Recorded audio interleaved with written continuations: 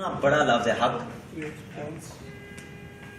فرض ہے جیسے ذمہ داری ہے، لیکن ہم اس کی ذمہ داری یعنی کہ ان ساری چیزوں کو سمجھنا کہ ہم نے جب استاد بننا ہے تو ہماری کیا کیا ذمہ داری ہیں. یہ پوری جو ہے نا جو مکھی لڑائی ہے زندگی، اور خاص طور پہ کسی مقصد کے تحت، فریضہ اقامت دین کے تحت، اسلامی ریاست کے بنانے کے تحت، یا اللہ کی رضا کی خاطر جو بھی آپ بڑا مقصد، یہ سارے بڑے مقاصد ہیں نا، اس کے لیے تو پھر عام جیسے لوگوں کی زندگی نہیں چل سکتی کہ ہم کہیں کہ ہمارا مقصد بھی بڑا ہو اور ہمیں قربانی بھی نہ دینی پڑے. یہ تو نہیں ہوگا. یا بڑا مقصد رکھیں نا، اور یا پھر جو ہے وہ قربانی. اور قربانی کے لیے سب سے بنیادی چیز جو ضروری ہے وہ یہ ہے کہ میں اپنے آپ کو جو ہے وہ پیش کرتا ہوں تجزیے کے لیے، تنقید کے لیے، سوال و جواب کے لیے، اور میں تیار ہوں کہ ہاں میرے اوپر جو ہے وہ کوئی بھی تنقید کر سکے، چاہے وہ میرا طالب علم ہو، چاہے وہ میرا بیٹا ہی ہو، چاہے وہ میری بیوی ہو، کیونکہ آپ کے کردار کی اصل گواہی آپ کا شاگرد، آپ کی اولاد اور آپ کی بیوی، آپ کے اصل کردار کی گواہی وہی دے سکتے ہیں. کیونکہ جس طریقے سے وہ آپ کو آبزرو کر رہے ہیں، آپ کو محسوس کر رہے ہیں، آپ کو دیکھ رہے ہیں، کوئی اور دوسرا نہیں کر رہا.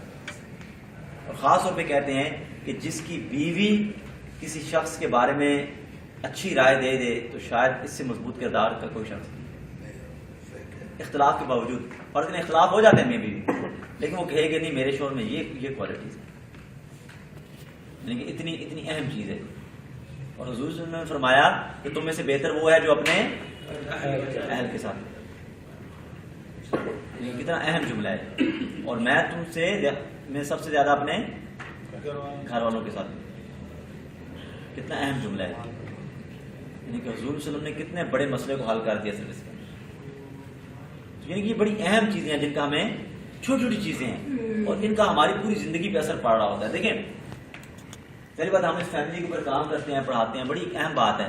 اگر خدا نہ خواستہ آپ کے بیوی یا بچوں کی طرف سے آپ کی طرف منفی توانائی آ رہی ہے تو وہ آپ کو نقصان پہنچا رہی ہے.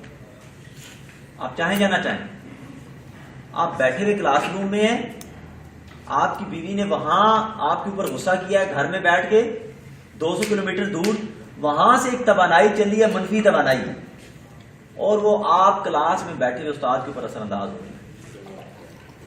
اتنی زبردست توانائی ہے یہ والدین، بیوی، بچوں اور جو آپ کے قریبی لوگ ہیں. اس لیے مخالفتیں غیر ضروری بھولنا نہیں. لوگوں کو معاف کریں، اپنے آپ کو بھی معاف کریں. صلہ رحمی کریں گے، لوگوں کو معاف کریں گے تو آپ کی زندگی آگے بڑھے گی. اگر معاف نہیں کریں گے تو چیزیں آگے نہیں بڑھیں گی. اور اپنے جو بچے ہیں جن کو آپ پڑھاتے ہیں ان کو بھی معاف کرنا چاہیے، ان سے محبت کریں. وہ نہیں پڑھتے، جیسے بھی ہیں وہ آپ کے بچے. بغیر تعلق کے، بغیر محبت کے علم ٹرانسفر نہیں ہو سکتا. جب تک آپ کا اپنے طلباء کے ساتھ تعلق نہیں ہے، محبت کا، احترام کا، اس وقت تک علم ٹرانسفر نہیں ہو سکتا، اس وقت تک تربیت نہیں ہو سکتی. بچے کی بھی عزت کرنی ہوتی ہے، جو مشکل کام ہے. اس کی بھی ایک عزت نفس ہے، چاہے وہ آپ کا پچھلے 5 سال، چاہے اس کی عمر 5 سال ہے، اس کی بھی ایک عزت نفس ہے. اگر آپ بچے کی اس عزت نفس کا خیال نہیں رکھیں گے تو پھر بھی کیا ہوگا، آپ علم ٹرانسفر نہیں کر سکیں. کیونکہ علم ٹرانسفر ہوتا ہے انکانشیس میں، اور انکانشیس کے دروازے کھولتے ہیں آپ کے کانشیس سے ہو. اور یہ تب ہوتا ہے جب آپ اپنے اسٹوڈنٹ کے ساتھ محبت کرتے ہیں، اس کے اوپر اعتماد کرتے ہیں، اس کے ساتھ اس کی عزت کرتے ہیں. اور پھر واپسی میں آپ کو محبت ملتی ہے، واپسی میں آپ کو عزت ملتی ہے، واپسی میں آپ کو احترام ملتا ہے، اور واپسی میں آپ کو اعتماد ملتا ہے. پہلے دیں گے تو پھر واپس آئے گا، اگر نہیں دیں گے تو واپس نہیں ملے گا. یہ اصول ہے. تو طالب علم کی جگہ پہ جا کے سوچنا، سمجھنا، ان چیزوں پہ غور و فکر کرنا. اس کے علاوہ جو ہے، آپ اس کتنے لوگ جمعہ پڑھاتے ہیں؟ زیادہ تو مدارس کے ساتھ جی جمعہ کتنے لوگ پڑھاتے ہیں؟ 1 2 3 4 5 6 7 8 لوگ ہیں. 8 لوگ جمعہ پڑھاتے ہیں. کیا آپ 8 لوگوں کے پاس 2017 میں جو آپ نے جمعے پڑھائے ہیں اس کی لسٹ موجود ہے؟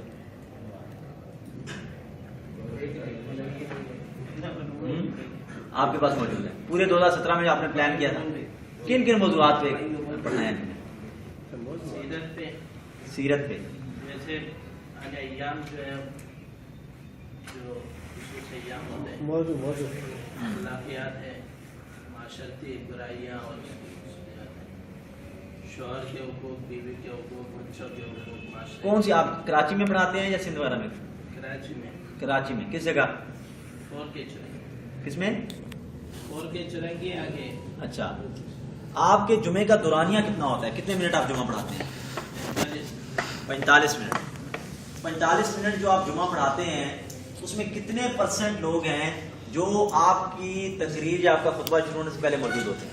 فرض کریں ٹوٹل اس مسجد میں آتے ہیں ہم. اچھا کوشش کیا کریں زندگی میں فیکٹ اینڈ فگر پہ بات کریں، جنرلی بات نہ کریں. مثلا فرض کریں ہم یہ خیال کرتے ہیں کہ آپ کے پیچھے 500 لوگ، کتنے لوگ جمعہ پڑھتے ہیں؟ تقریباً 500 لوگ.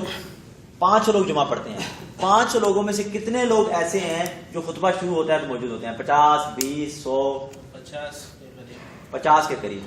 پہلے 10 منٹ تک کتنے لوگ موجود رہتے ہیں؟ 10 منٹ تک تو یعنی آدھے ہو جاتے ہیں. کتنے ایسے لوگ ہیں جو آخری 5 منٹ میں یا خطبے کے بالکل پہلے آتے ہیں؟ مطلب 500 میں سے 200 150 300 100 150 آخر والے یعنی مسجد کا پورا حال جو ہے وہ 15 منٹ پہلے بھر جاتا ہے. اچھا کتنے ایسے لوگ ہیں 500 میں سے جو آپ کے پاس آتے ہیں جمعے کے بعد سوال کرنے؟